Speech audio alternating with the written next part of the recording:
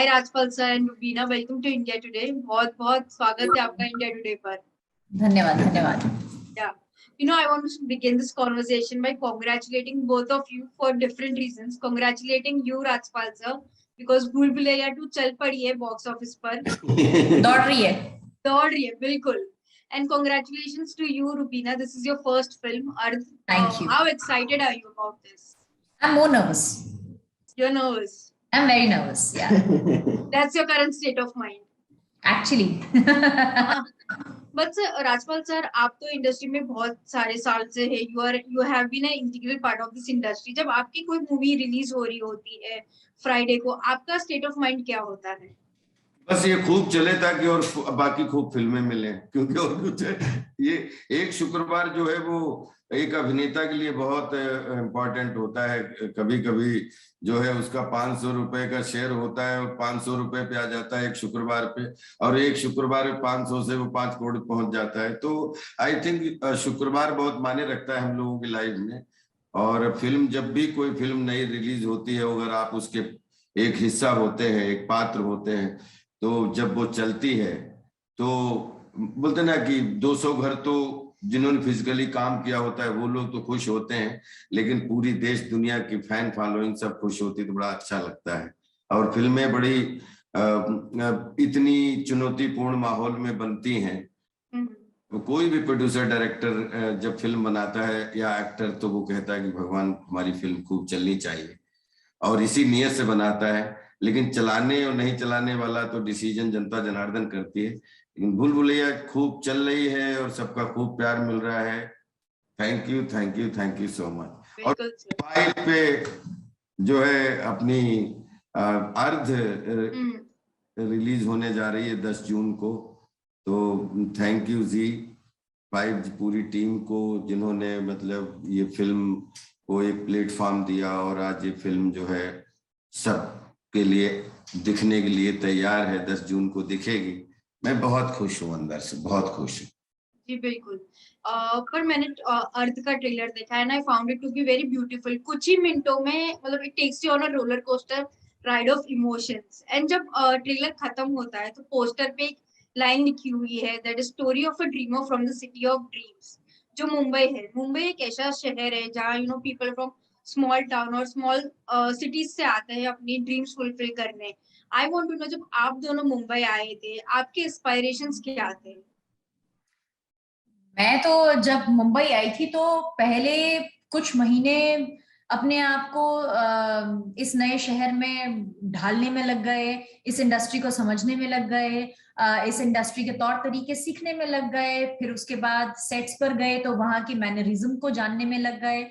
So my struggle and challenge has been a lot, because I come from a very small town जहां पर इस industry की बात तो छोड़ो, जिक्र भी नहीं हुआ करता था। तो the struggle was and is there, and इस फिल्म के माध्यम से कहीं ना कहीं फिर लगता है हाय, हमारे भी ऐसे दिन थे, हम भी स्ट्रगल करते थे, पर पैशन इतना फियर्स और इतना लाइवली था कि that struggle and passion was always like कि यार करना तो है। एब्सोल्युटली। सबसे अच्छी बात आपने पूछी कि हम लोग जब ऑफिस, उस समय अभी तो बहुत सोशल मीडिया बहुत स्ट्रांग है, डिजिटल पूरा। पहले ये तो कुछ व्हाट्सएप या फेसबुक 2000 के उस समय नहीं था, 2000 में जी। तो हम लोग सब फोटोग्राफ लेके और अपने बैग्स में फोटोग्राफ रखते थे ना, तो हम लोग सब ऑफिस फोटोग्राफ पहुंचाते थे। तो अभी तो ऑफिस की जरूरत नहीं, आपको पड़ गया तो आप ईमेल कर देते, पोर्टफोलियो आपको ऑफिस ले जाना पड़ता था। तो जब मैं मुंबई आया था तो मैं महीने भर में रोज काम पा रहा था। आज मैं आपके पास गया, निराली के पास, निराली से मिला, मैंने फोटोग्राफ दिया तो निराली का हमने कहा कि मैं देख लीजिएगा, काम करना चाहता हूँ। Of course will do something very good. तो वहां पे कोई 1 महीने 1.5 महीने बाद मैं सोच रहा था कि एक दिन चुपचाप बैठा और एक दोस्त आया तो बोला, मैंने कहा यार इतने ऑफिस में गया, हर जगह तो मुझे काम मिला, लेकिन अभी तक बुलावा कहीं नहीं आया। तो 1 महीने बाद मुझे पता लगता है कि नहीं, किसी ऑफिस में काम के लिए मना कभी नहीं करते हैं। ऑटोग्राफ देके कोई मना नहीं करता ना कि हम आपको नहीं लेंगे, सब बोल देते हैं हम आपको लेंगे। तो ऐसा लगता था कि आज कास्ट हो गया, मैं कल दूसरे से मिला, बोला 100%, तो हमें लगा कास्ट हो गया। लेकिन बाद में 2-3 महीने के बाद पता लगा कि फोटो छोड़ने से अगर किसी ने बोल दिया कि हम आपके साथ काम करेंगे तो काम नहीं मिलता है, काम जब बुलावा आ जाए तभी मिलता है। तो 2-4 महीने तो गलत फहमी निकल गए कि बहुत काम है अपने पास, लेकिन और बाद में उधर से कोई बुलावा नहीं आया। तो कंफ्यूजन ये था कि काम जरूरी नहीं है कि आपको बोल दिया कि हम काम करेंगे तो आप काम कर रहे हो, काम दिखना चाहिए, और वो करने और दिखने के बीच में जो जद्दोजहद होती है वो पूरी जिंदगी समझा देती है। बिल्कुल बिल्कुल। पर राजपाल सर, आपका जो किरदार है इसमें, the character, it is quite different, थोड़ा सीरियस है, और हम यूजुअली आपको कॉमिक कैरेक्टर्स में देखते हैं। तो आपके लिए कैसा रिफ्रेशिंग चेंज था, और क्या चैलेंजेस आए आपको इस किरदार निभाने में?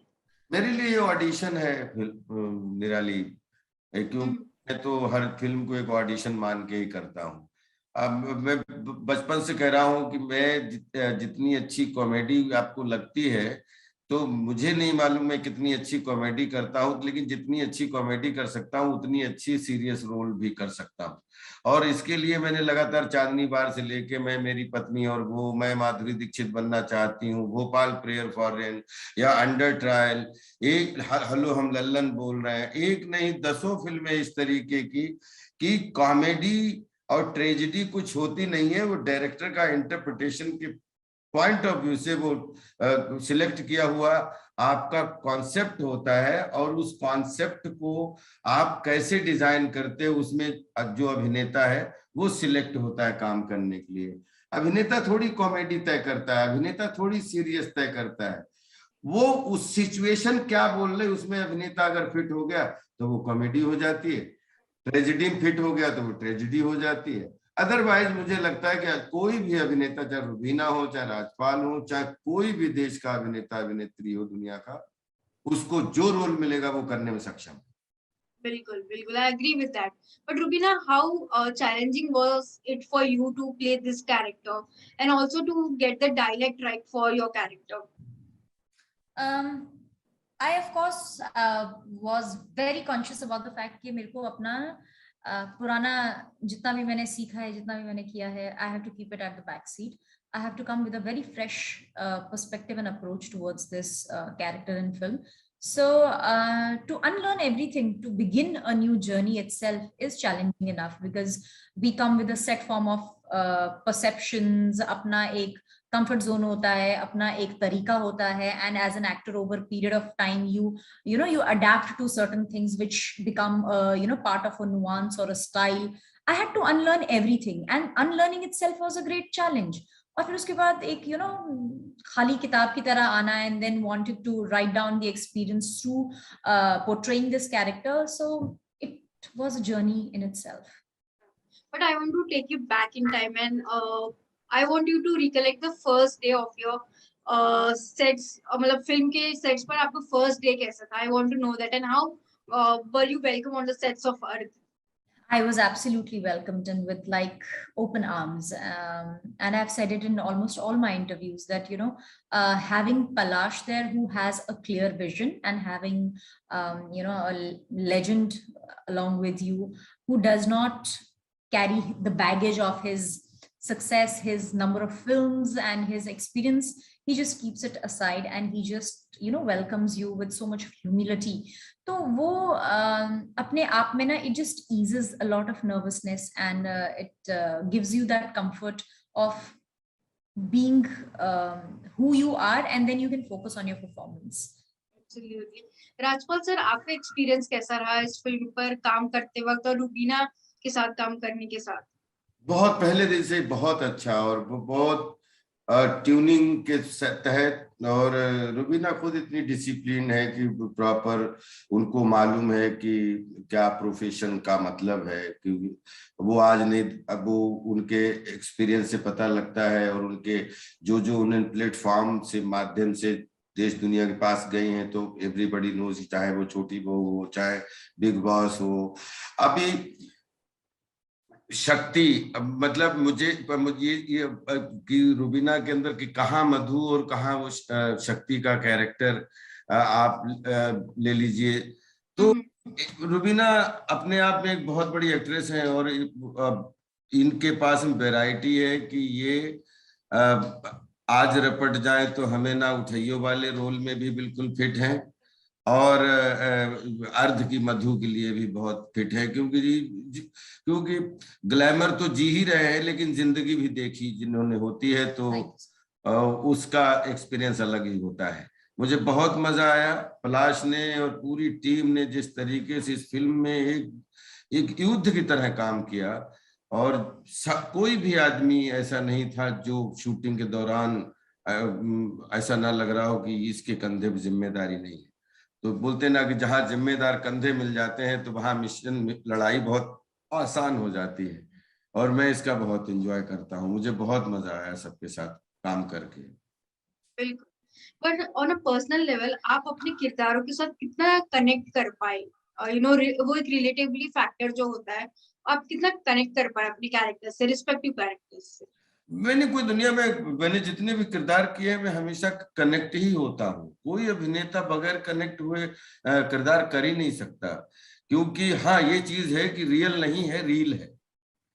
तो हम रील पे फोकस करते हैं क्योंकि रियल में आदमी चाकू चला देता है, रील में तो चाकू का जो है वो इल्यूजन होता है, चाकू तो नकली होता है।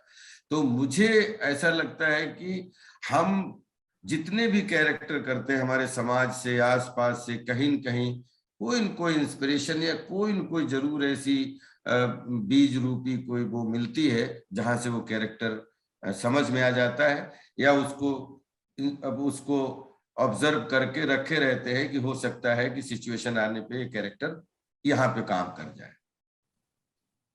What about you, Rubina? Yes, How well rightly could you said. connect? He has rightly said. Until or unless there is no relatability between the actor and the character, an actor cannot perform convincingly.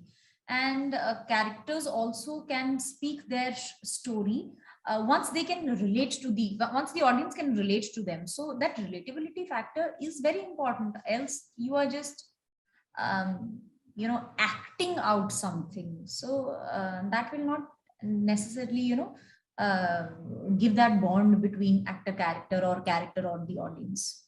हाँ, जरूरी नहीं कि आपने जिया हुआ हो, जिया नहीं होगा तो आसपास देखा होगा या किसी को करते हुए देखा होगा, कहीं न कहीं से कोई तो सुर मिलता है जो है वो साउंड में बदल जाता है। हम डेली लाइफ में भी हम जिन लोगों से मिलते हैं उनसे भी इंस्पिरेशन ले सकते हैं अपने किरदारों के लिए। बिल्कुल, राजपाल के लिए तो बिल्कुल मैं बोल रहा हूँ कि अब ये सब 20-25 साल की लड़कियां काम करते हैं तो मैं इनसे 10 साल ऊपर निकल गया हूँ। तो मैं क्या करता हूँ, मैं जैसे सेट पे जाता हूँ तो सामने वाला जो एक्टर दिखता है अच्छा ये 20 साल का है, अच्छा ये 25 साल का है, तो मैं खुद ही अपने मन में 1 साल अपनी उम्र कम कर लेता हूँ कि अगर ये 25 साल का है तो मैं 24 का हूँ। तो बाकी सब कुछ बोलते ना डाटा वाटा सब एक तरफ चल जाता है और आप एक स्टूडेंट की तरह हैं। तो कभी अब जैसे हमारा बेटा जो काम कर रहा था इस फिल्म में अर्ध में, विश्वास करिए कि कुछ चीजें उससे सीखने को मिली। क्योंकि सीखने के लिए अगर आप लालायित हो तो फिर आपको कहीं न कहीं कुछ ना कुछ मिलता है। नहीं, वेरी ट्रू दैट। बट एक क्वेश्चन है जो मुझे आप दोनों से पूछना है। आप जब अपनी जर्नी को अभी देखते हैं, when you look back at your journey at this position, कौन सी एक चीज है जो आप इफ यू विश कि आपने अलग तरीके से की होती अपने करियर? यार पीछे मुड़कर देखो तो ऐसा लगता है कि यार ये अलग हो सकता था, ये ऐसा किया जा सकता था, ये but I think somewhere we have to come to terms that we are today a sum total of our choices that we have made, so we can't go in our past and change them. We can accept and then move forward and maybe learn from them.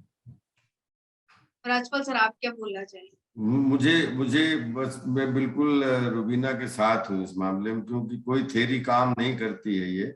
लेकिन एक चीज जरूर है कि अभी जैसे जितनी जल्दी मैं चीजों को स्वीकार करने लगा, एक्सेप्ट करने लगा, काश ये क्वालिटी मेरे पास 20 साल पहले आ जाती तो जब सब कुछ जैसे अपने गांव से चलते हो ना और सब कुछ आप एक्सेप्ट करके चलते हो ना, तो उसके बाद मंजिल बहुत आसान हो जाती है।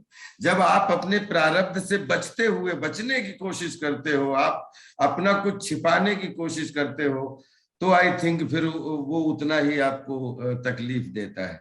तो मुझे लगता है कि एक्सेप्टेंस बहुत जिंदगी में जरूरी है, और सब कुछ की ये है, अच्छा ये लेके आगे बढ़ो, अच्छा ये बचता है लेके आगे बढ़ो, ये बचता है ऐसा क्यों है, ये कप ऐसा क्यों है, ये प्लेट ऐसी क्यों है। वो क्यों के चक्कर में बहुत नुकसान हुए। अगर क्यों नहीं होता तो शायद बहुत सारी चीजें मतलब आसान हो जाती। आसान होती। बिल्कुल। But Rubina, you have been a successful face on TV.